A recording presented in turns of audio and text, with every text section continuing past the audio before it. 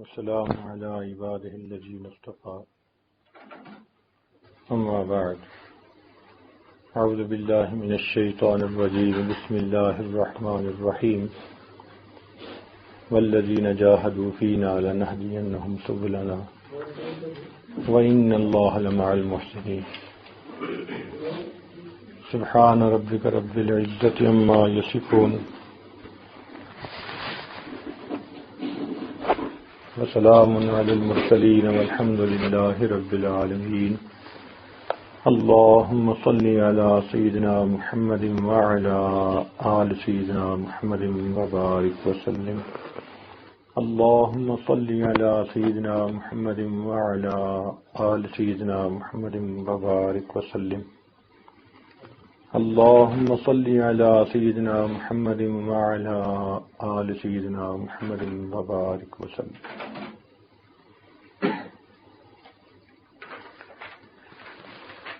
سالک جب کثرت کے ساتھ اللہ رب العزت کا ذکر کرتا ہے تو اس کے اوپر کچھ کیفیات وارد ہوتی ہیں. جو بندہ ذکر نہ کرے اس پر کیفیات بھی وارد نہیں ہوتی. اس لیے ہمارے مشائخ نے فرمایا من لا ورد لہ لا وارد لہ. جو آدمی ورد اور وظائف نہیں کرے گا اس کے اوپر واردات اور کیفیات نہیں ہوتی. رہ گئی بات ذکر کی تو اس کے اثرات انسان کے اوپر یقینی ہیں. چونکہ اللہ تعالیٰ کہ محبوب نے بتلا دیا کہ جس مجلس میں ذکر کیا جاتا ہے نازلت علیہم السکینہ، ان پر سکینہ نازل ہوتی ہے. سکینہ کہتے ہیں اللہ تعالی کی رحمت کو. اللہ تعالی کی طرف سے جو خصوصی برکت، رحمت، نور اہل ذکر کے اوپر نازل کیا جاتا ہے اس کو سکینہ کہتے ہیں. اور اس سکینہ کے انسان کے اوپر مختلف اثرات ہوتے ہیں. کئی مرتبہ اس سکینہ کی وجہ سے انسان کے دل کی پریشانی ختم ہو جاتی ہے. تو یہ بھی ایک پہچان ہے. دل کا اطمینان پا لینا، سکون پا لینا، مطمئن ہو جانا، غموں کا ہجوم انسان کے دل سے دور ہو جانا، طبیعت کا ہلکا پھلکا محسوس کرنا، یہ نشانیاں ہیں اس سکینہ کے نازل ہونے کی. بعض اوقات سالک کو اپنے دل میں اللہ تعالی کی محبت میں اضافہ محسوس ہوتا ہے. یہ نشانی ہے اس سکینہ کے نازل ہونے کی. بعض مرتبہ انسان کو اپنے گناہوں پہ بہت ندامت ہوتی ہے، رونا آتا ہے، افسوس ہوتا ہے. یہ بھی نشانی ہے اس سکینہ کے نازل ہونے کی. بعض اوقات دنیا انسان کو بہت حقیر نظر آنے لگ جاتی ہے، بہت ہی بے وقت نظر آتی ہے، جیسے اس کی تو کوئی حیثیت ہی نہیں. میں اس کے پیچھے جو لگا ہوا ہوں تو میں کس پروردگار کو چھوڑ کر دنیا کے دھوکے میں پڑ گیا ہوں. تو دنیا کا حقیر نظر آنا یہ بھی اسی سکینہ کے اثرات ہوتے ہیں. کئی مرتبہ انسان کا مرنے کو جی چاہتا ہے. یہ بھی عجیب بات ہے کہ دل میں بات آتی ہے کہ بس جلدی اللہ کے پاس پہنچ جاؤں. یہ بھی ایک کیفیت ہے. یہ بھی اسی سکینہ کے نازل ہونے کی نشانی ہے. ایک نوجوان کسی بزرگ کے پاس آیا اور کہنے لگا کہ حضرت مجھے موت سے بہت ڈر لگتا ہے، بہت خوف آتا ہے موت سے. انہوں نے کہا بھئی یہ بتاؤ کہ کیا تمہارے پاس کچھ مال پیسہ ہے؟ کہنے لگا جی. انہوں نے کہا اس کو اللہ کے راستے میں خرچ کیا کرو اور نیک اعمال کی پابندی کیا کرو. اس نے کہا بہت اچھا. کچھ عرصے کے بعد پھر ان کی ملاقات ہوئی. ان بزرگوں نے پوچھا سناؤ بھائی اب طبیعت کیسی ہے؟ وہ کہنے لگا کہ حضرت وہ موت سے خوف تو ختم ہو گیا، مگر حیران اس بات پر ہوں کہ اب تو میرا مرنے کو جی چاہتا ہے.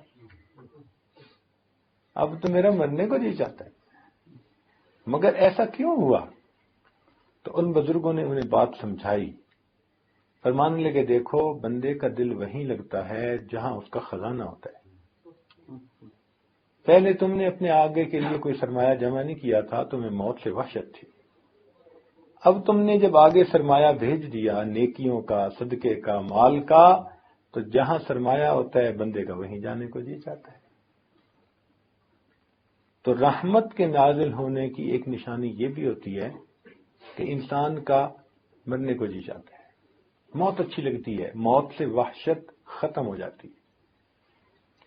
اور بعض اوقات ایسی بھی ہوتا ہے کہ انسان کو اپنے جو ہے اوپر یہ کیفیت محسوس ہوتی ہے جیسے نیند آ رہی ہو، اونگ کی سی کیفیت محسوس ہوتی ہے۔ یہ جو اونگ کی کیفیت ہے یہ بھی وہی سکینہ کے نازل ہونے کی نشانی ہے، اور اس کی دلیل قرآن مجید سے اللہ تعالیٰ فرماتے ہیں اذ یغشیکم النعاس امنۃ منہ۔ دیکھا میدان بدر میں اللہ تعالیٰ نے رحمت نازل فرمائی، فانزل اللہ سکینتہ علی رسولہ وعلی المؤمنین۔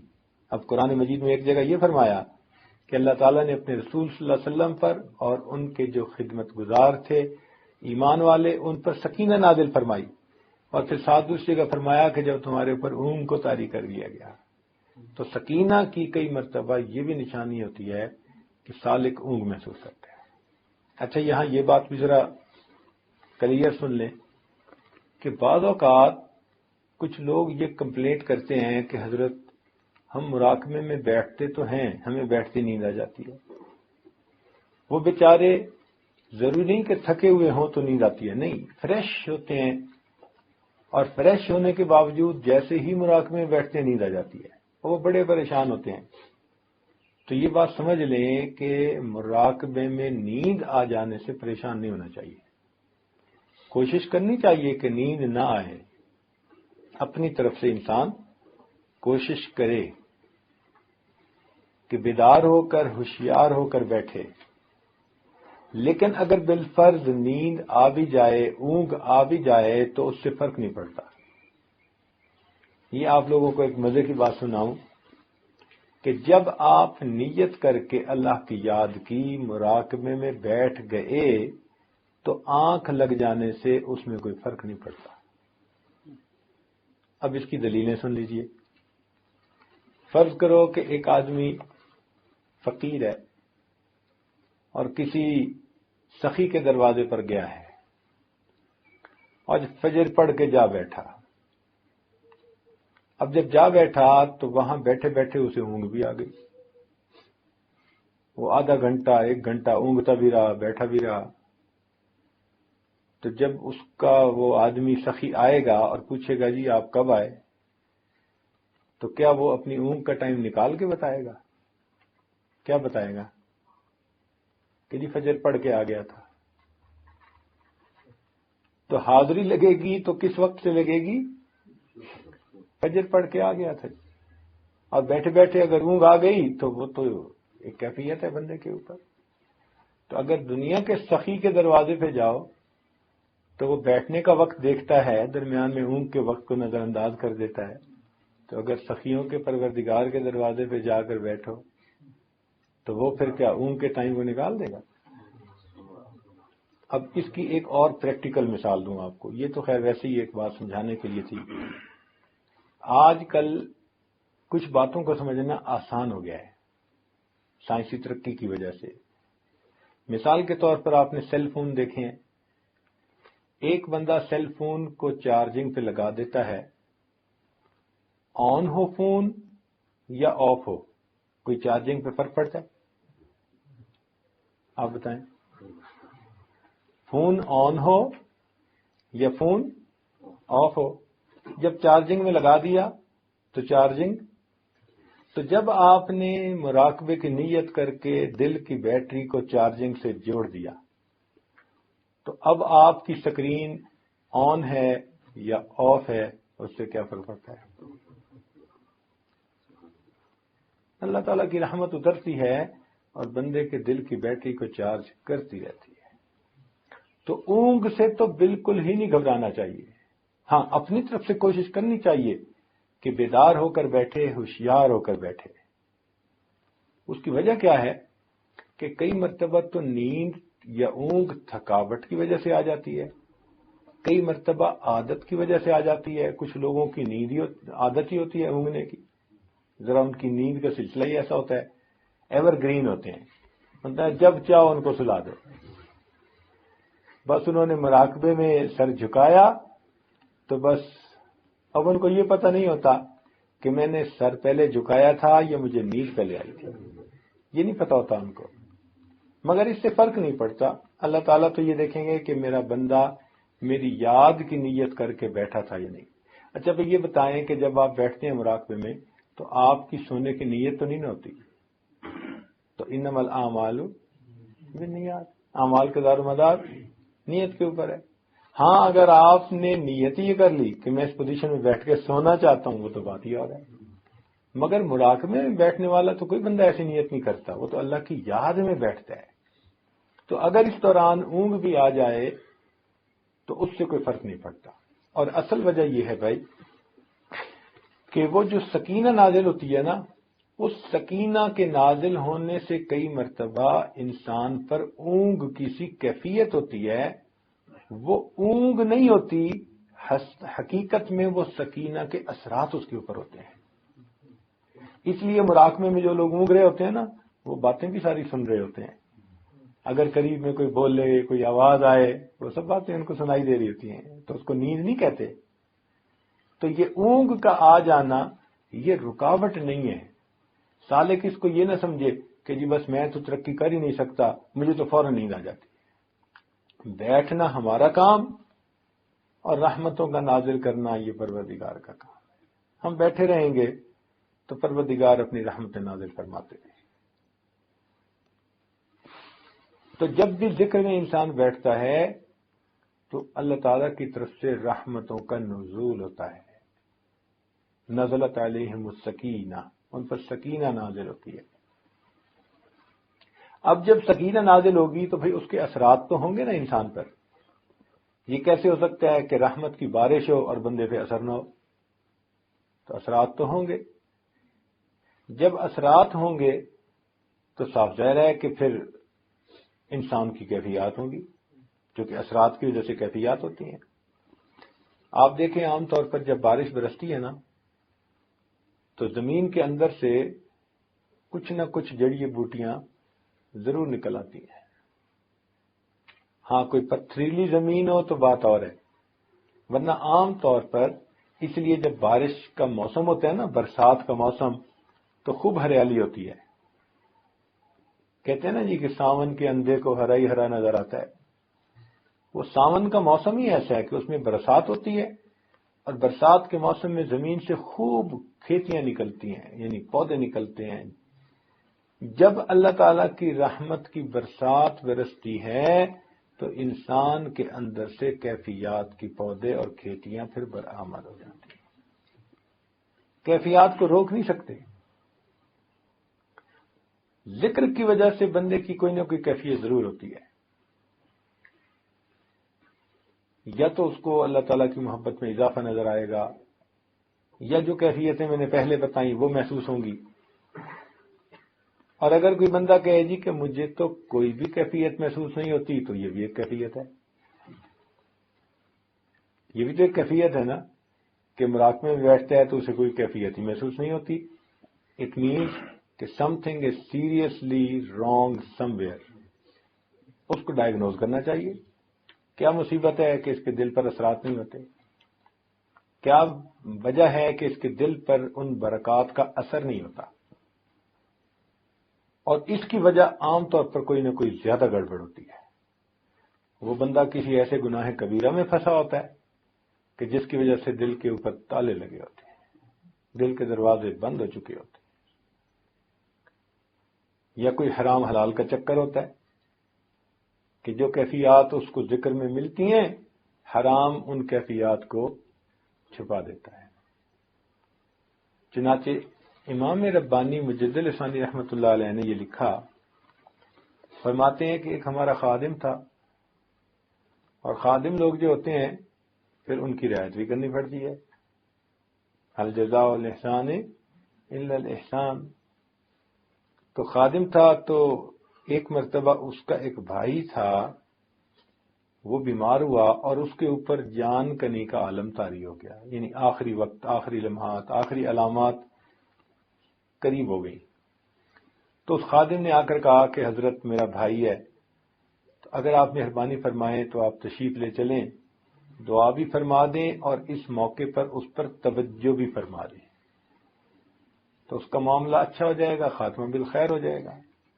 حضرت فرماتے ہیں کہ میں اس کے ساتھ وہاں گیا، دعا بھی کی اور میں نے توجہ بھی کی، لیکن توجہ کرنے کے بعد میں نے دیکھا کہ اس کے دل پہ کوئی اثر نہیں.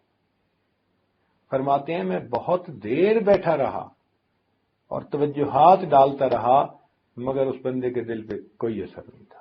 اب ذرا سوچنے کی بات ہے کہ 1000 سال کا مجدد، اتنی روحانیت والی شخصیت کہ پورے 1000 سال میں جس قدر انسانوں کو فیض پہنچے گا وہ ان کے قلب کے ذریعے سے پہنچے گا.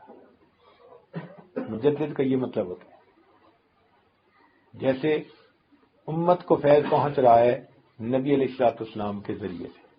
نبی السلام نے فرمایا انما انا قاسم واللہ یعطی، اللہ تعالیٰ عطا کرنے والا ہے اور میں تو تقسیم کرنے والا ہوں. تو یہ قلوب کے ذریعے سے، جیسے تار کے ذریعے سے بجلی ہمارے گھر پہنچتی ہے، تار کے ذریعے سے بجلی پہنچتی ہے. دیکھیں بھائی، بارش کون برساتا ہے؟ اللہ رب العزت. بارش کون برساتا ہے؟ اللہ تعالیٰ برساتا ہے، مگر بادل اس کے لیے ذریعہ بن جاتے ہیں. سمجھ گئے؟ اولاد کون دیتا ہے؟ اللہ رب العزت دیتا ہے، مگر ماں باپ اس کے لیے ذریعہ بن جاتے ہیں. اسی طرح دلوں میں نور کون دیتا ہے؟ اللہ دیتا ہے، مگر پیر استاد اس کے لیے ذریعہ بن جاتا ہے. تو یہ تو سمجھ میں آنے والی بات ہے کہ انسان کے دل میں براہ راست اللہ تعالی کی طرف سے نور آ جائے، اس کے لیے قلب کو کسی درجے کا بنانا پڑتا ہے. اب اس کو آپ یوں سمجھ لیں کہ جیسے ایک ہوتا ہے پلانٹ، بجلی کا ہائی وولٹیج پہ ہوتا ہے. اب اس ہائی وولٹیج پلانٹ کے آگے ایک ٹرانسفارمر لگا ہوتا ہے.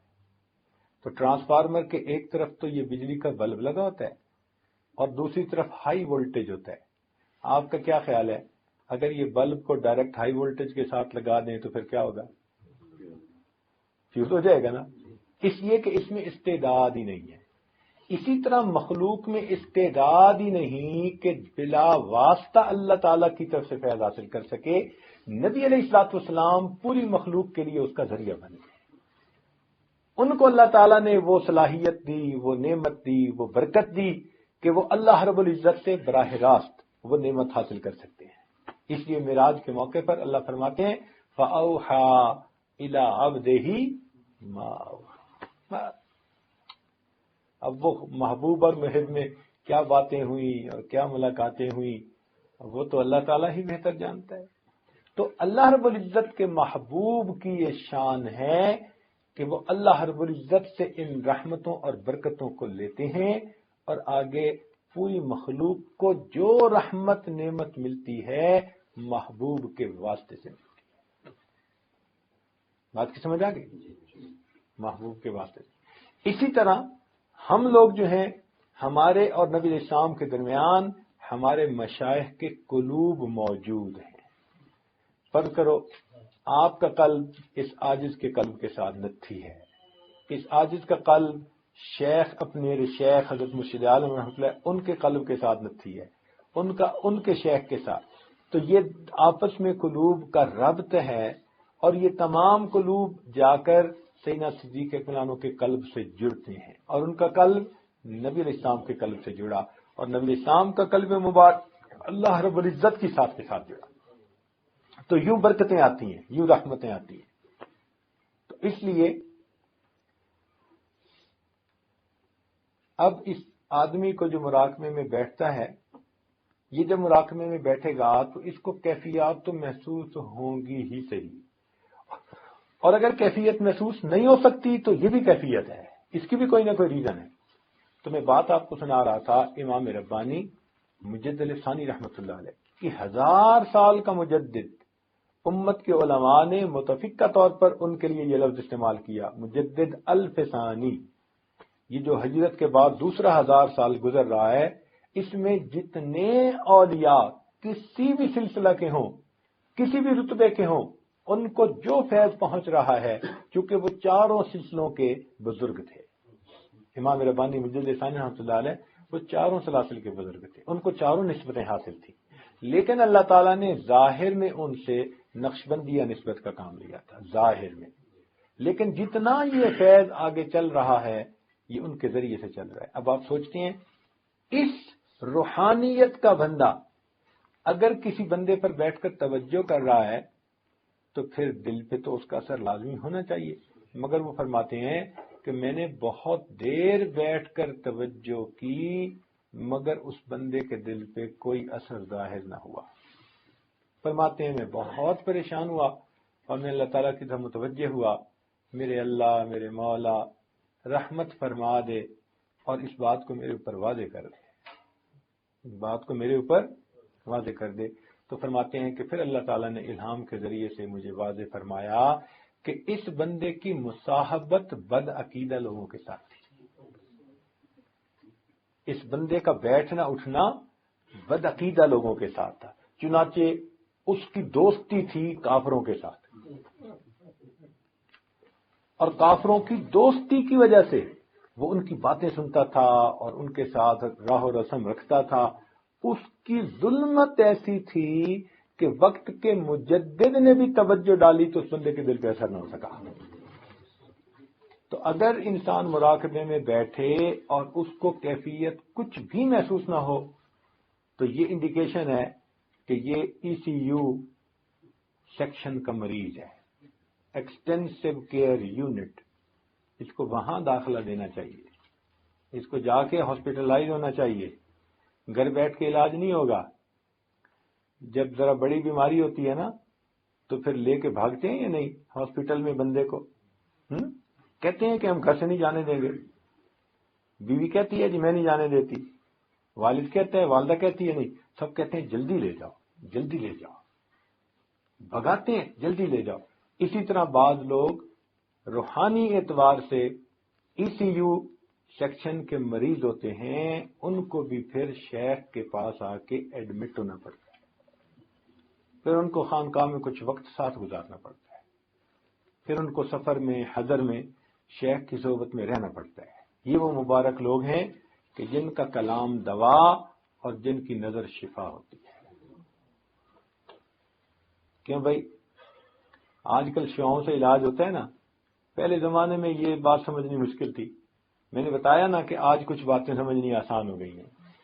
دیکھیں کینسر کا علاج کس سے کر رہے ہیں؟ کیمو تھراپی، شعاؤں کے ذریعے سے۔ آج کل انسان کے اندر اگر سٹون ہو نا تو اس کو کس سے توڑتے ہیں؟ لیزر کے ذریعے۔ تو اگر دنیا کی بیماریوں کا علاج شعاؤں کے ذریعے سے ہو سکتا ہے تو کیا روحانی بیماریوں کا علاج شعاؤں کے ذریعے سے نہیں ہو سکتا؟ تو یہ مشائخ کی نگاہیں بھی تو شعائیں ہوتی ہیں۔ تو اس لیے یہ نگاہ جو ہے نا، تیرا علاج نظر کے سوا کچھ اور نہیں، تیرا علاج نظر کے سوا کچھ اور نہیں، تو نظر کا اثر ہوتا ہے۔ اچھا اس کی دلیل شرعی طور پر دوں میں، حدیث پاک میں آتا ہے ایک صحابی تھے تو ان پر اثر ہو گیا، بیماری محسوس کرنے لگے، تو نبی اسلام نے فرمایا کہ بھئی تمہیں اپنے فلاں بھائی کی نظر لگ گئی، تو اس کو اتارنے کا طریقہ بتا دیا۔ اور حدیث پاک میں آتا ہے العین حق، کہ نظر کا لگ جانا ٹھیک ہے، نظر لگ جاتی ہے، نظر اپنا اثر کر دیتی ہے۔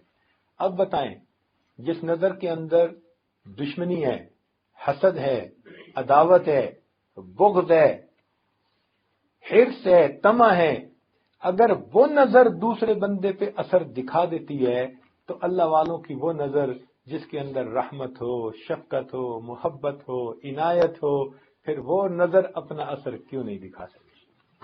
تو اسی اللہ والوں کی بھی نظر لگ جاتی ہے۔ جیسے لوگوں کو بری نظر لگ جاتی ہے تو برے اثرات نکل آتے ہیں، اور اللہ والوں کی جب نظر لگ جاتی ہے تو پھر اچھے اثرات نکل آتے ہیں۔ اس بندے کے دل میں اللہ تعالیٰ کی محبت بڑھ جاتی ہے، اس کی زندگی بدل جاتی ہے، اس کو اللہ تعالیٰ کے ساتھ وصل کی تمنا دل میں پیدا ہو جاتی ہے۔ تو امام ربانی مجدد ثانی رحمۃ اللہ علیہ فرماتے ہیں کہ میں نے اس پر بہت دیر توجہ ڈالی مگر اس توجہ کے اثرات ظاہر نہ ہوئے۔ بھئی معمول تو تھا انگریزی میں ٹٹ مٹ کرنے کا، لیکن مجبوری یہ ہے کہ مجھے یہ بیانات اب اردو میں کرنے پڑ رہے ہیں، اس لیے کہ مجھے انگریزی میں لفظ ہی نہیں ملتے۔ اب بتائیں میں توجہ کو انگریزی میں کیا کہوں گا؟ فیض کو انگریزی میں کیا کہوں گا؟ مجھے تو سمجھ نہیں آتی۔ ان الفاظ یا ان ٹرمز کا انگریزی میں ترجمہ کرنا اور سمجھانا بس میں ہی نہیں ابھی۔ تجلیات کا ترجمہ کیا کریں گے آپ؟ ہمارے پاس تو تجلیات اور صفات اور شؤونات اور پتہ نہیں کیا کیا الفاظ ہیں، ہر لفظ صحیح معنوں میں سمجھا دیتا ہے کہ کیا چیز نازل ہو رہی ہے۔ تو اس لیے چونکہ مجھے خاص ٹاپک پہ گفتگو کرنی تھی، ذکر قلبی کے اوپر۔ اب دیکھیں ایک بندے کا قلب جاری ہو گیا، آپ سمجھ گئے نا، لیکن انگریزی میں کیسے سمجھاؤں گا؟ یہ ذرا انگریزی والے بیٹھے ہوئے ہیں ماشاءاللہ، یہ بتا دیں کہ جی انگریزی میں قلب جاری ہونے کو کیا کہتے ہیں؟ ہمیں تو انگریزی نہیں آتی، ہم نے تو سیکھی ہوئی ہے، ان کی تو مادری زبان ہے، یعنی شروع سے ہی انگریزی سیکھی، پیدا ہی اس ماحول میں ہی ہوئے ہیں، اور ہم تو انگریزی بھی بولتے ہیں تو دیسی لہجے میں، اور یہ تو ماشاءاللہ انگریزی کے سب عشرہ کے قاری ہیں، ان کا تو لہجہ بھی وہی ہوتا ہے۔ تو ان سے پوچھ لیں کہ یہ قلب جاری ہونے کو کیا کہیں گے انگریزی میں، ہمیں تو سمجھ نہیں ہے۔ اگر میں آپ کو انگریزی میں سمجھانا چاہوں کہ قلب جاری ہونا کیا ہوتا ہے تو میرے پاس الفاظ نہیں کہ میں سمجھا سکوں قلب جاری ہونا، لیکن اردو میں اگر میں کہوں گا تو آپ سمجھ جائیں گے کہ قلب جاری ہونا کس کو کہتے ہیں۔ تو اس مجبوری کی وجہ سے بالخصوص آج کی گفتگو میں نے اردو زبان میں کی تاکہ میرے لیے سمجھانا آسان، آپ کے لیے سمجھنا آسان، اور جن کو سمجھ بالفرض نہیں آتی ان سے گزارش ہے کہ وہ بھی سمجھنے کی کوشش فرمائیں۔ ہم جیسے انگلش میں بولنے کی کوشش کرتے ہیں، آپ ذرا اردو میں سمجھنے کی کوشش بھی فرما لیں۔ یہ تو نہیں نا کہ آپ کہیں جی نہیں ہم تو انگلش ہی سمجھیں گے، کوئی آپ نے بھی ٹھیکہ تو نہیں نہ لیا ہوا انگلش کا؟ تو ہم بھی کچھ قدم اٹھا رہے ہیں کہ ٹٹ مٹ بولنا سیکھ رہے ہیں، اور آپ بھی کچھ مہربانی فرمائیں اردو سمجھنا سیکھیں تاکہ افہام و تفہیم آسان ہو جائے ہمارے لیے۔ تو مسئلہ یہ تھا کہ اتنے بڑے بزرگ کی توجہ کا اثر اس لیے نہ ہوا کہ اس بندے کا بیٹھنا اٹھنا کفار کے ساتھ تھا، اور کفار کی صحبت کی وجہ سے، تعلق اور دوستی کی وجہ سے اس کے دل کے اوپر ایسی ظلمت تھی کہ اب فیض اس کے اوپر اثر نہیں کر رہا۔ تو اس لیے اگر کسی پر ذکر کرنے کے باوجود اثر مرتب نہیں ہوتا، یہ بھی ایک کیفیت ہے اور اس کی بھی کوئی نہ کوئی ریزن ہوتی ہے۔ تو یہ طے شدہ بات ہے کہ جو بندہ ذکر کرے گا تو اس کے اثرات اس کے اوپر یقینی ہوں گے، یہ ممکن ہی نہیں۔ اس لیے آپ کو ایک گر کی بات بتاؤں کہ بغیر بتائے پیروں کو اندازہ ہو جاتا ہے کون ذکر مراقبہ کرتے ہیں اور کون نہیں کرتا۔ وہ کوئی عالم غیب نہیں ہوتے، عالم غیب اللہ رب العزت کی ذات ہے، مگر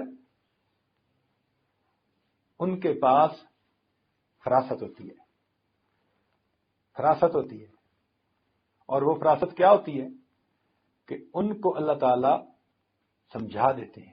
اب میں آپ کو ایک موٹی سی بات بتا دوں کہ بھئی جب ذکر کے اثرات یقینی بندے پر ہوتے ہیں تو مجھے ایک بات بتائیں کہ اگر کوئی بندہ پابندی سے ذکر کر رہا ہے تو اثرات اس کے اوپر ہوں گے نا، اور اگر اثرات ہوں گے تو وہ پیر سے پوچھے گا نا۔ اب جو پوچھے ہی نہ کبھی،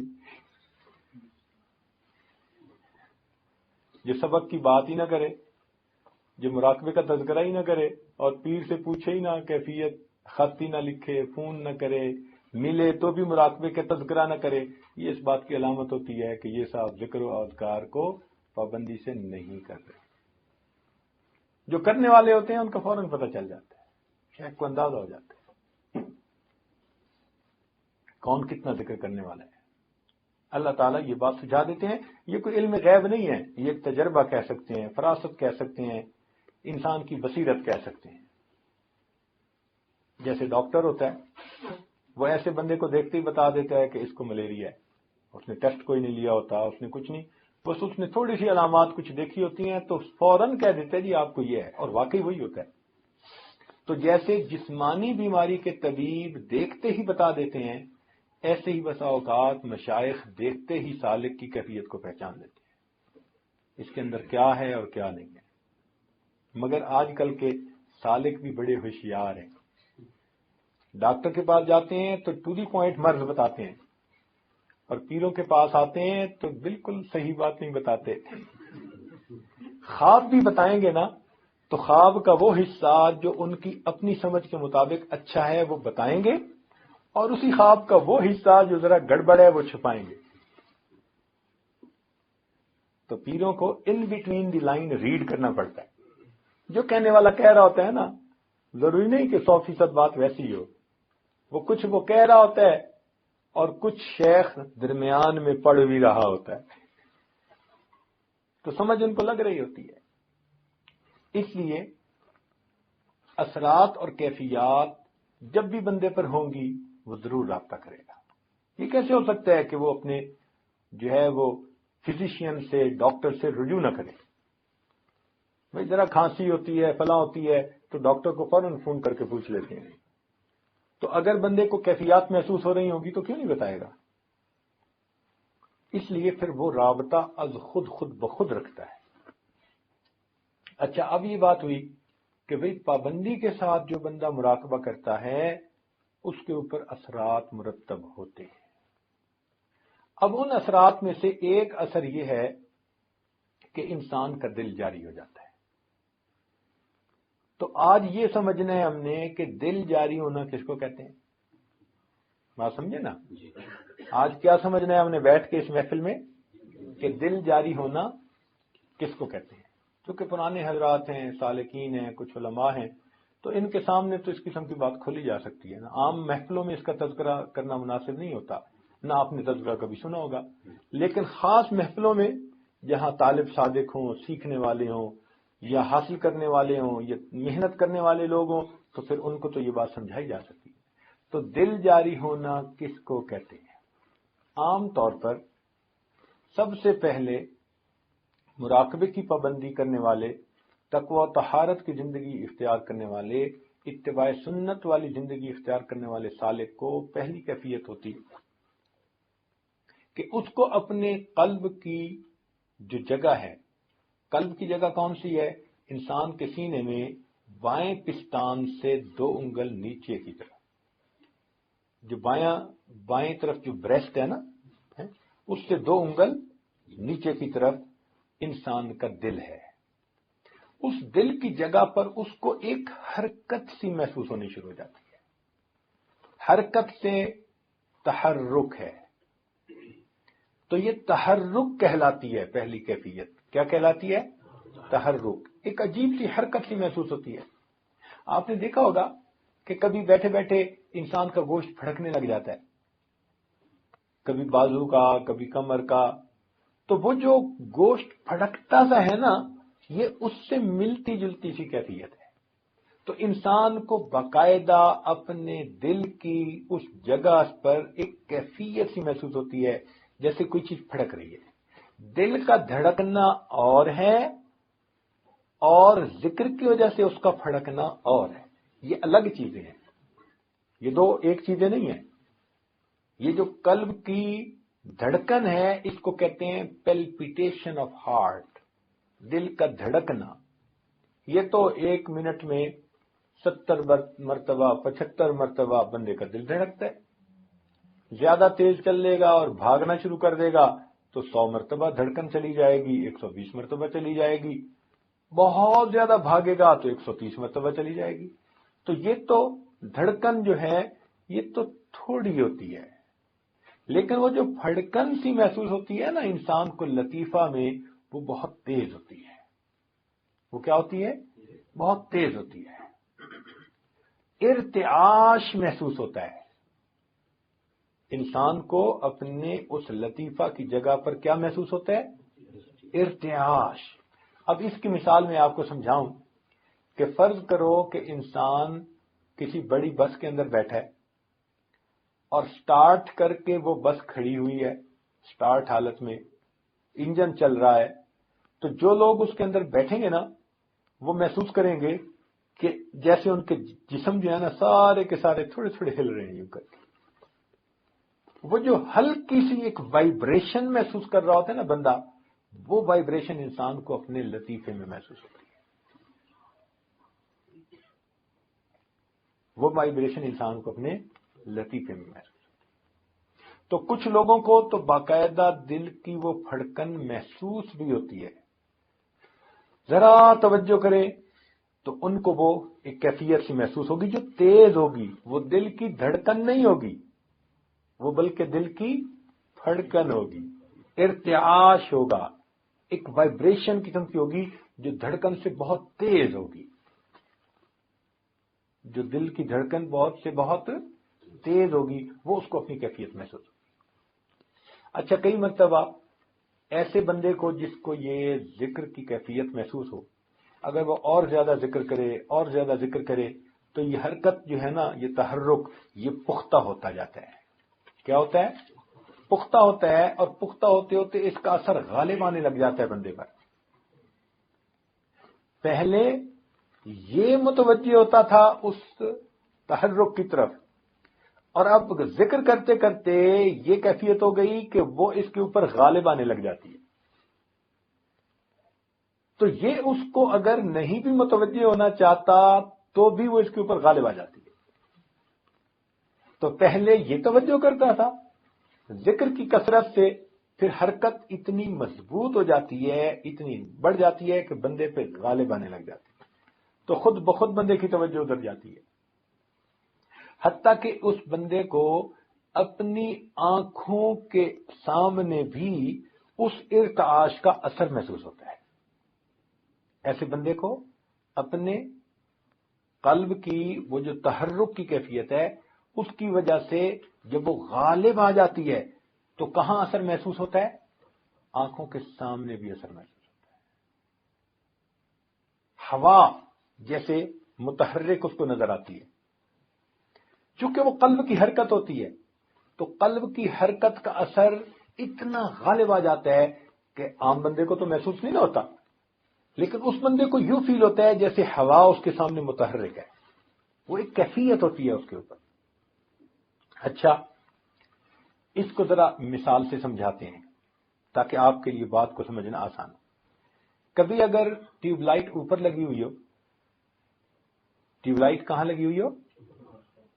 اوپر لگی ہوئی ہو چھت کے ساتھ، اور سیلنگ فین نیچے لگا ہوا ہو، تو آپ اگر سیلنگ فین کو چلائیں نا تو سیلنگ فین کے چلنے سے آپ کو فرش کے اوپر نا سائے کے اندر ایک ارتعاش نظر آئے گا، کیونکہ وہ بہت تیزی سے چل رہا ہوتا ہے تو سایہ بھی نظر نہیں آتا، مگر ایسے نظر آتا ہے جیسے کچھ چیز ہے اور وہ حرکت کر رہی ہے، ارتعاش نظر آتا ہے۔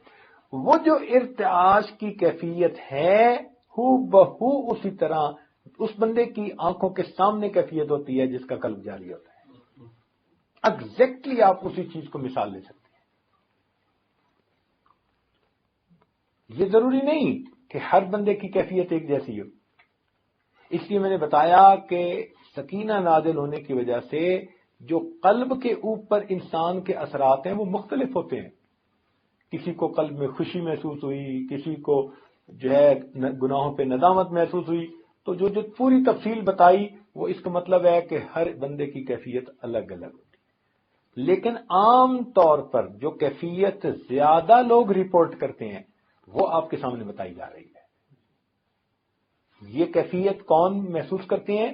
زیادہ لوگ محسوس کرتے ہیں، وہ کیفیت آپ کو بتائی جا رہی ہے۔ اچھا، تو یہ تحرک کی کیفیت ہوتی ہے، اس کو کیا کہتے ہیں؟ تحرک۔ اور اردو میں اس کو کہتے ہیں کہ اس بندے کا دل جاری ہو گیا. یہ ابتدائی کیفیت ہے. ایک کیفیت حرکت والی محسوس ہوتی ہے. اگر یہ بندہ تقوی و طہارت کی زندگی گزارے اور اس کو اور زیادہ پابندی سے ذکر کو کرتا رہے تو یہ تحرک کی کیفیت آہستہ آہستہ تذکر میں تبدیل ہو جاتی ہے. تذکر میں کس میں تبدیل ہو جاتی ہے؟ تذکر میں نصیب ہو جاتی ہے. یعنی وہ جو حرکت اس کو محسوس ہوتی تھی نا، وہ حرکت کے ساتھ ساتھ اللہ اللہ کی طرف دھیان اس کو نصیب ہو جاتا ہے. وہ حرکت نہیں محسوس ہو رہی، لگتا ہے جیسے اللہ اللہ اللہ اللہ ایسے وہ محسوس ہو رہی. تو یہی حرکت اس طرف پھر جو ہے وہ شکل اختیار کر لیتی ہے. تو ایسے سالک کو جب وہ بیٹھا ہوتا ہے، لیٹے بیٹھے چلتے پھرتے ہر وقت کہیں سے جیسے اللہ اللہ کی آواز اس کو آ رہی ہے اور سنائی دے رہی ہے، حالانکہ دوسرے لوگ نہیں سن رہے ہوتے اور یہ بیٹھا سن رہا ہوتا ہے. اس کی مثال ایسے ہی ہے جیسے آج کل وہ جاگنگ کرنے والے لوگ جو ہیں، انہوں نے جیب میں وہ واک کا کیا ہوتا ہے، واک مین ہوتا ہے، وہ ڈالا ہوا ہوتا ہے اور اپنے کانوں کے ساتھ اس کے وہ لگایا ہوا ہوتا ہے. اب وہ کیا سن رہے ہوتے ہیں، لیکن دوسرے بندے تو نہیں نا سن رہے ہوتے. اب ہم نے ایک بندے کو دیکھا، وہ واک مین سن بھی رہا تھا اور وہ ہنس بھی رہا تھا اور پتہ نہیں کیا کیا الٹی سیدھی حرکتیں کر رہا تھا. اب دیکھنے والا اسے پاگل سمجھ رہا ہے، اور وہ اس کیفیت کی وجہ سے جو اس کو کانوں میں سنائی دے رہی ہے وہ سب کچھ رسپونڈ کر رہا ہے. تو اسی طرح سالک کی کیفیت ہوتی ہے کہ وہ چونکہ ذکر کی کیفیت محسوس کرتا ہے تو مجمع میں بیٹھا ہوا وہ مجمع سے غائب ہوا کرتا ہے. اگر خلوت میں بیٹھے ہوں تو جلوت کا مزہ آئے، جو آئیں اپنی جلوت پر تو ساکت و سخن نانی. یہی ہیں جن کے سونے کو فضیلت ہے عبادت پر، یہی ہیں جن کے اتقاء پر ناز کرتی ہے مسلمان. تو یہ اللہ والے ہوتے ہیں. یہ اس کو کہتے ہیں خلوت در انجمن. اس کو کیا کہتے ہیں؟ خلوت در انجمن. محفل میں بیٹھ کر تنہائی کے مزے لینے. بیٹھے لوگوں میں ہوتے ہیں مگر اپنے یار کے ساتھ مشغول ہوتے ہیں، باتیں کر رہے ہوتے ہیں. اور جب اکیلے ہوتے ہیں تم میرے پاس ہوتے ہو گویا جب کوئی دوسرا نہیں ہوتا. اللہ ان کے پاس ہوتا ہے، اللہ ان کے ساتھ ہوتا ہے، ہر وقت ان کی یہ کیفیت ہوتی ہے. تو یہ قلب کا جاری ہونا ابتدا میں تحرک کی کیفیت اور وقت کے ساتھ ساتھ تذکر کی کیفیت، اللہ اللہ کی کیفیت ہوتی ہے. تو ایسے سالک کو کہتے ہیں کہ اس کا قلب جاری ہو گیا، اس کا قلب جاری ہو گیا.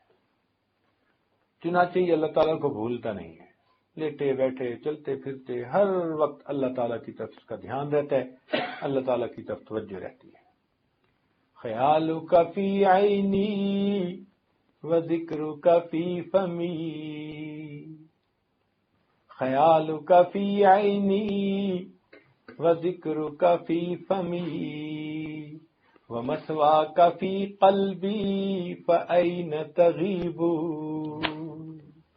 اے محبوب، تیرا تصور میری نگاہوں میں ہے اور تیرا تذکرہ میرے ہونٹوں پہ ہے اور تیری یادیں میرے دل میں ہیں. اے محبوب، تو مجھ سے کہاں غائب ہو سکتا ہے؟ تو بندے کی کیفیت ہی ہوتی ہے ہر وقت اللہ تعالیٰ کی یاد.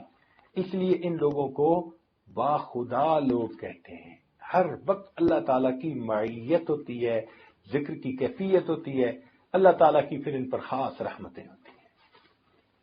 تو یہ ہے قلب کا جاری ہو جانا. یہاں تک بات سمجھ آ گئی؟ اب ذرا اگلی بات بھی سمجھیں کہ یہ قلب کا جاری ہو جانا، بعض حضرات نے فرمایا کہ بندے کو یہ کیفیت ہوتی ہے، مگر ضروری تو نہیں کہ ہر ایک کی یہ کیفیت ہو. تو کیفیات کی بات عام طور پر تو یہی ہوتی ہے، مگر کوئی پکا اصول نہیں ہے کہ ہر بندے کو یہی کیفیت محسوس ہو. ہر بندے کو یہی کیفیت ہوگی، یہ کوئی پکا اصول، ہر بندے کی اپنی اپنی کیفیت ہے. تو بھئی کوئی پکا اصول بھی تو ہونا چاہیے. یہ تو کیفیت ہے نا، اور کیفیتوں میں تو شیطان دھوکہ بھی دے سکتا ہے. وہی اس کے اوپر ایسی کیفیت طاری کروا دے کہ حقیقت میں کچھ اور ہو اور یہ صاحب محسوس کر رہے ہو کہ ہمارا دل جاری ہے اور دل ذکر کر رہا ہے. تو پھر کوئی آخر پکی بات ہونی چاہیے. تو ہمارے مشائخ نے پکی بات بھی کی ہے.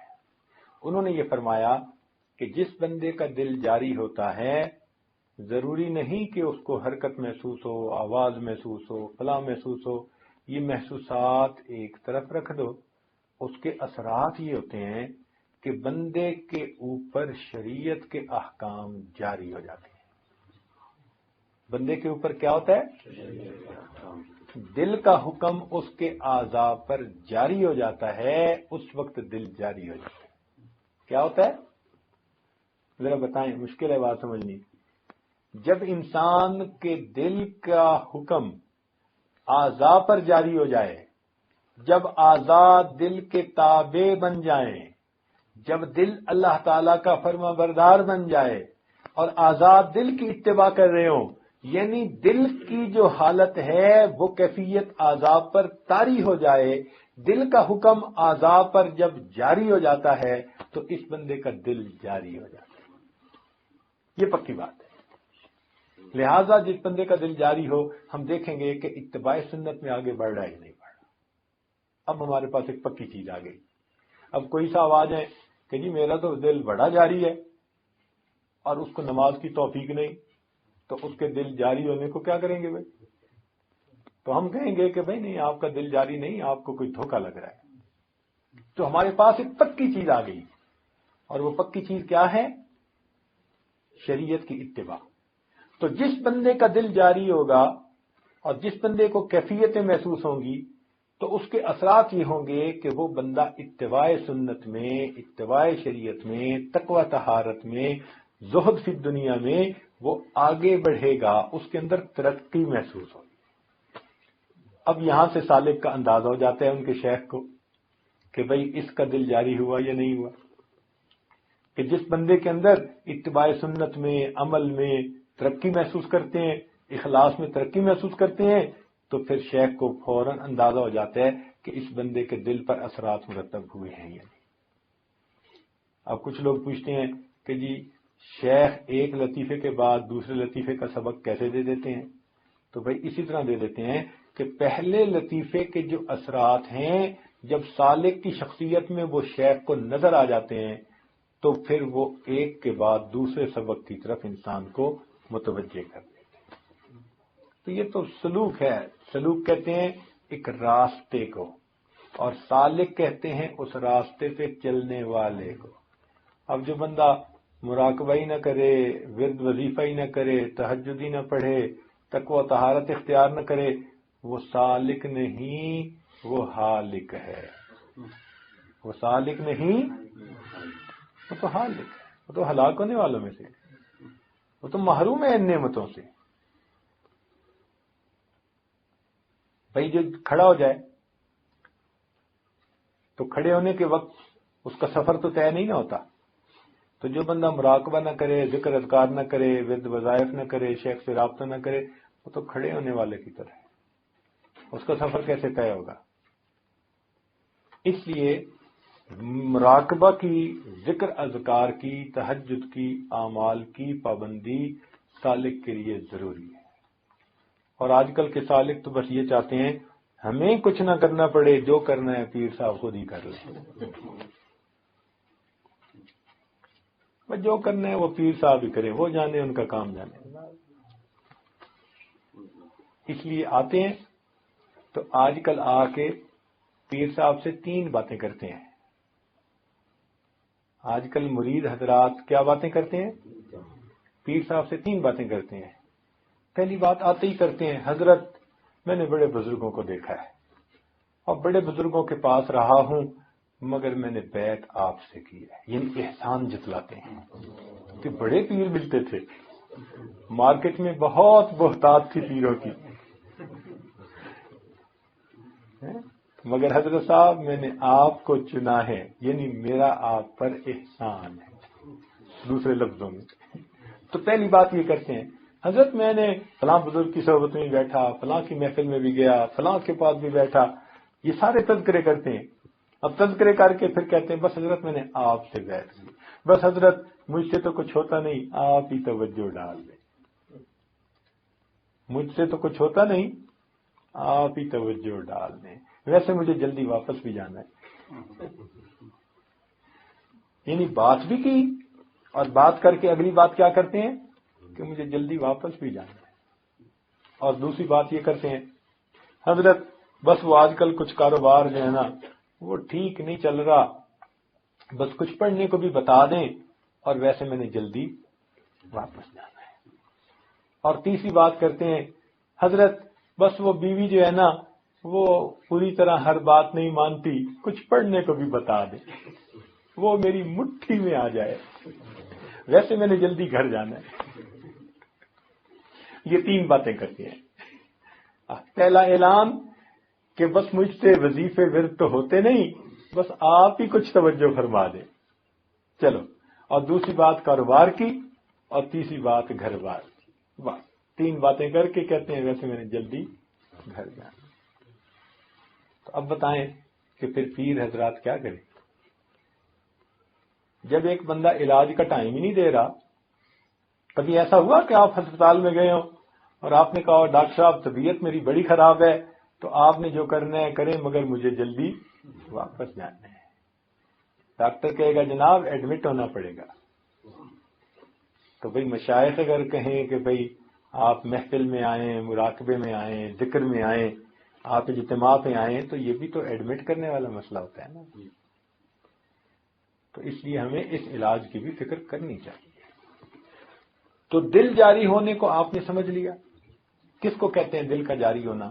اکثر اوقات یہ کیفیات محسوس ہوتی ہیں۔ اکثر اوقات کیا ہوتا ہے؟ یہ کیفیات محسوس ہوتی ہیں، مگر ان کیفیات کے جو اثرات ہیں ان سے پتہ چل جاتا ہے کہ یہ کیفیات سچی ہیں یا جھوٹی ہیں۔ اگر تو انسان اتباع سنت میں ترقی پا رہا ہے تو اب اس کا دل جاری ہے، اور اگر اس کو کیفیتیں بھی بڑی لگ رہی ہیں مگر کبیرہ گناہ کا بھی مرتکب ہو رہا ہے، دھڑلے سے جھوٹ بھی بولتا ہے، اوپر سے لا الہ اور اندر سے کالی بلا، اوپر سے لا الہ اور اندر سے، تو پھر اس کے تحرک کو کیا کریں گے، تذکر کو کیا کریں گے، اس کی کیفیات کو کیا کریں گے؟ اس کی کیفیات کو پاؤں کی نوک سے اچھال دیں گے۔ بھئی جب اتباع سنت میں آگے نہیں بڑھ رہے تو تمہاری کیفیات کو ہم کیا کریں؟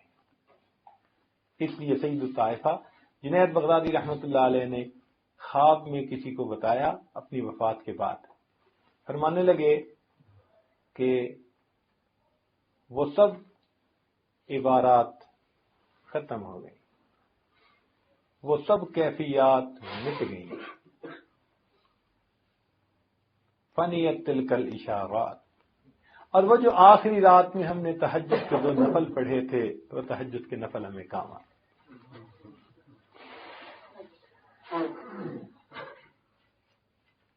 اسی وقت سے جو لوگ کہتے ہیں جی کہ ہمیں بڑی کیفیات ہیں مگر شریعت و سنت میں آگے نہیں بڑھتے، ہمارے مشائخ نے ان کی سختی سے تردید کی ہے۔ انہوں نے کہا کہ ایسے بندے کا ذکر لسان لقلقہ،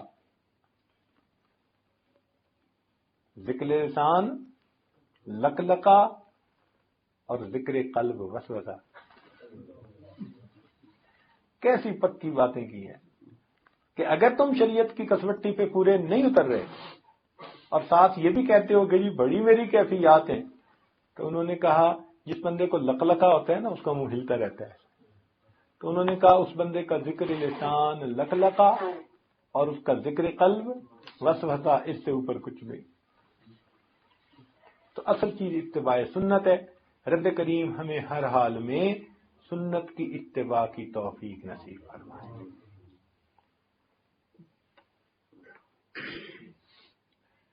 امام ربانی مجدد ثانی رحمۃ اللہ علیہ نے عظمت شریعت کے بارے میں ایک جگہ عبارت لکھی ہے مگر دل خوش ہو گیا۔ میں جب بھی عبارت پڑھتا ہوں نا میں امام ربانی مجدد ثانی کی بلندی درجات کی دعا کرتا ہوں۔ ہمیشہ یہ عبارت مجھے اتنی اچھی لگتی ہے کہ جب بھی مجھے یاد آتی ہے میں پڑھتا ہوں کتاب میں ان کی بلندی درجات کی دعائیں کرتا ہوں۔ ہمیشہ کہتا ہوں اللہ میرے سردار کو میری طرف سے بہترین اجر اور بدلہ عطا فرما۔ کیا فرمایا؟ وہ فرماتے ہیں ہمارے مشائخ شرع شریف کے نفیس موتیوں کو بچوں کی مانند وجد و حال کے جوز و مویز کے بدلے میں نہیں دیتے۔ جوز و مویز کہتے ہیں اخروٹ منقع۔ بچے کیا کرتے ہیں کہ ان کے ہاتھ میں موتی بھی ہوگا نا تو وہ دے دیں گے اور اخروٹ منقع لے لیں گے، ایسے ہی کرتے ہیں نا۔ تو وہ لکھتے ہیں کہ ہمارے مشائخ شرع شریف کے نفیس موتیوں کو، تو احکام شریعت کو نفیس موتیوں کے ساتھ تشبیہ دی، سبحان اللہ۔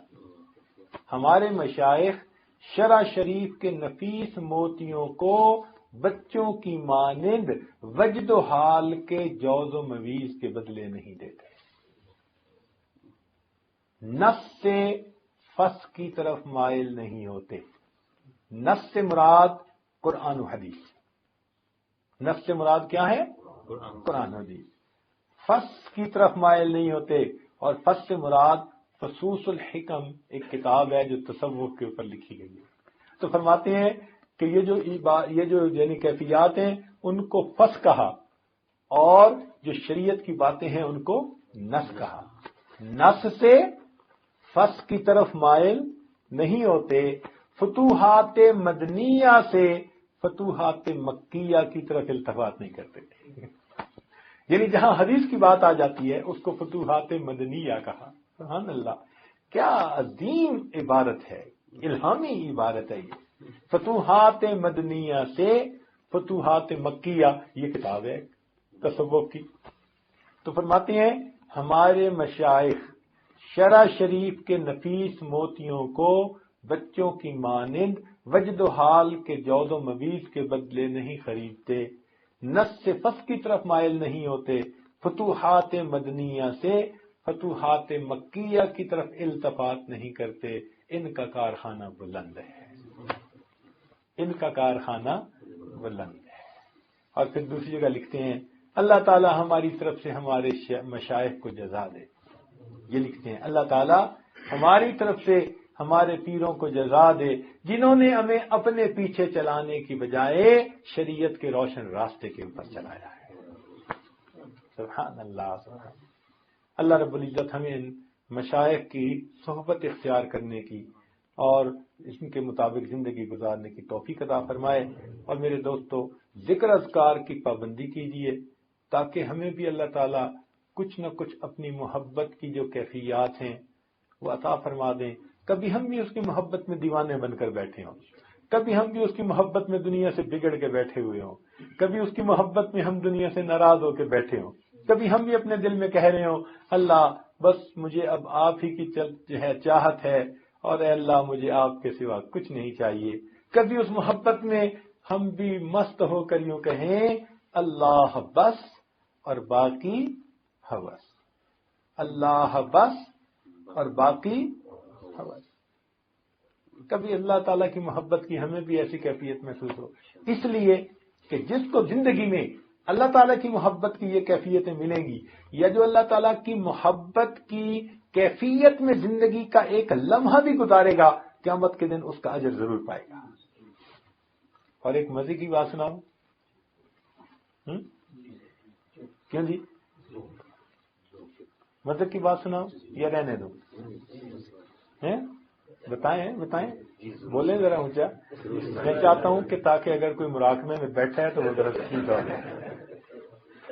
ہاں جی، مزے کی بات سناؤں؟ مزے کی بات یہ ہے اور حوصلہ والی امید والی بات یہ ہے، ہمارے مشائخ نے لکھا کہ جو انسان دنیا میں اللہ سے محبت کرنے کی محنت کرے گا، اللہ تعالیٰ قیامت کے دن دشمنوں کی صف میں کبھی کھڑا نہیں کرتا۔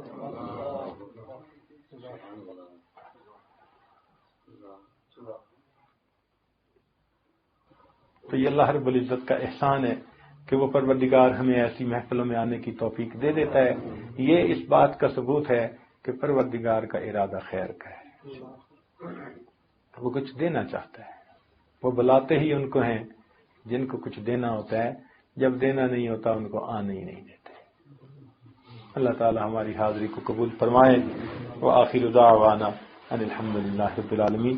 تھوڑی دیر کے لیے مراقبہ کر لیجئے، آنکھوں کو بند کر لیجئے، سر کو جھکا لیجئے، دنیا اور جو کچھ دنیا میں ہے اس سے ہٹ کٹ کے اللہ تعالی کی یاد میں ڈوب جائیے۔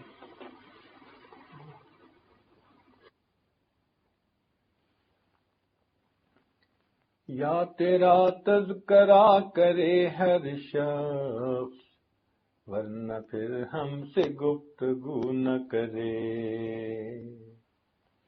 یا تیرا تذکرہ کرے ہر شخص ورنہ پھر ہم سے گفتگو نہ کرے،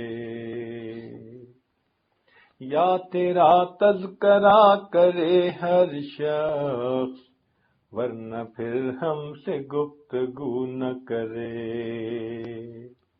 دیکھ لے جلوہ تیرا جو ایک بار غیر کی پھر وہ آرزو نہ کرے، یا تیرا تذکرہ کرے ہر شخص ورنہ پھر ہم سے گفتگو نہ کرے، دیکھ لے جلوہ تیرا جو ایک بار غیر کی پھر وہ آرزو نہ کرے، تیری چوکھٹ کا مانگنے والا شکوے دنیا کے روبرو نہ کرے، تیری چوکھٹ کا مانگنے والا شکوے دنیا کے روبرو نہ کرے، یا تیرا تذکرہ کرے ہر شخص ورنہ پھر ہم سے گفتگو نہ کرے، پڑھ کے یدعو کا لفظ پھر مومن کیسے جنت کی جستجو نہ کرے، واللہ یدعو الی دار السلام، واللہ یدعو الی دار السلام، پڑھ کے یدعو کا لفظ پھر مومن کیسے جنت کی جستجو نہ کرے، عشق نبوی ہو جس کا سرمایہ اتباع کیسے ہو بہو نہ کرے، عشق نبوی ہو جس کا سرمایہ اتباع کیسے ہو بہو نہ کرے، یا تیرا تذکرہ کرے ہر شخص ورنہ پھر ہم سے گفتگو نہ کرے، یا تیرا تذکرہ کرے ہر شخص ورنہ پھر ہم سے گفتگو نہ کرے، رات دن نعمتیں جو پائے فقیر تذکرے کیوں وہ چار سو نہ کرے، رات دن نعمتیں جو پائے فقیر تذکرے کیوں وہ چار سو نہ کرے، یا تیرا تذکرہ کرے ہر شخص ورنہ پھر ہم سے گفتگو نہ کرے،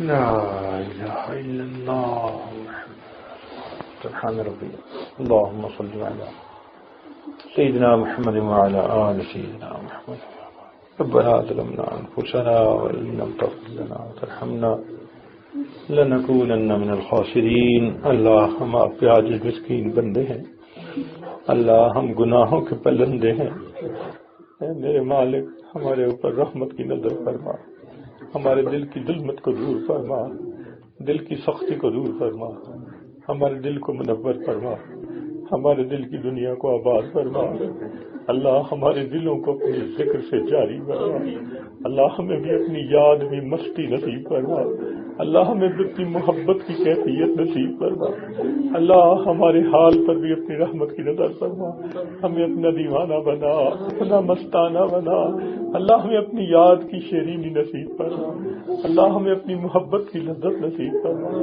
اللہ اپنی محبت کی شراب کا ایک قطرہ ہمارے حلق میں ٹپکا اور ہمیں بھی اللہ دنیا سے بیگانہ بنا، اللہ ہمارے ساتھ رحمت کا معاملہ فرما، اے اللہ ہمیں تہجد پر استقامت نصیب فرما، عبادت کا شوق نصیب فرما، اے اللہ سنت کی ایک سنت پر محبت کے ساتھ عمل کی توفیق عطا فرما، اے اللہ ہمیں نظر بد سے محفوظ فرما، حاسدوں کے حسد سے محفوظ فرما، برا چاہنے والوں کی برائی سے محفوظ فرما، اللہ ہماری ان دعاؤں کو اپنی رحمت سے قبول فرما، اے اللہ جو رزق کی طرف سے پریشان ہیں اللہ ان کی پریشانیوں کو دور فرما، اے اللہ رزق کی پریشانیوں کو دور فرما، اے اللہ رزق کی پریشانیوں کو دور فرما، اے اللہ جو مقروض ہیں ان کے قرضے کی ادائیگی کی سبیل پیدا فرما، اللہ جو مقروض ہیں ان کے قرضے کی ادائیگی کی سبیل پیدا فرما، رحمت کا معاملہ فرما، اللہ پریشان حالوں کی پریشانی دور فرما، اے اللہ جو اولاد نرینہ کے طلبگار ان کو اولاد نرینہ عطا فرما،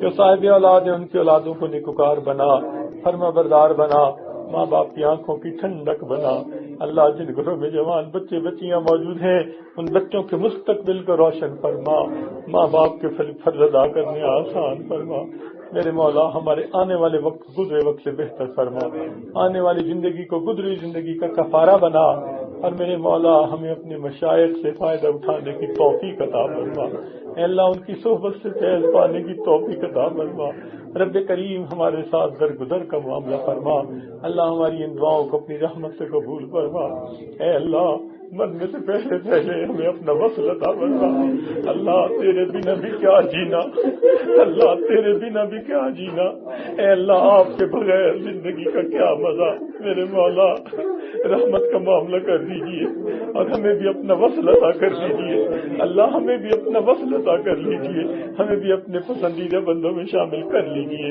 اے اللہ جس طرح آپ خوش ہوتے ہیں ہمیں ویسا بنا دیجئے، اللہ جیسے آپ خوش ہوتے ہیں ہمیں ویسا بنا دیجئے، اللہ ہم اپنے آپ کو آپ کے حوالے کرتے ہیں، اللہ شریعت کی نکیل ہمارے ناک میں ڈال دیجئے، اللہ گلے میں ہمارے شریعت کی پٹا ڈال دیجئے اور ہمیں ایک ایک بات میں شریعت کی حکم پر عمل کی توفیق عطا فرما دیجئے، رب کریم ہمارے ساتھ رحمت کا معاملہ فرمائیے، اے اللہ مرد عورتیں جو بھی یہاں موجود ہیں سب کے دل کی نیک تمناؤں کو پورا فرما دیجئے، رب کریم جسمانی بیماریوں کو بھی دور کر دیجئے، روحانی بیماریوں کو بھی دور کر دیجئے، جو مانگا وہ بھی عطا فرمائیے، جو مانگنا چاہیے تھا نہیں مانگ سکے اللہ ہمیں وہ بھی عطا فرما دیجئے، ربنا تقبل منا انك انت السميع العليم تب علينا انك انت التواب الرحيم صلى الله تعالى على حبيبه سيدنا محمد وآله وأصحابه أجمعين برحمتك يا أرحم الراحمين.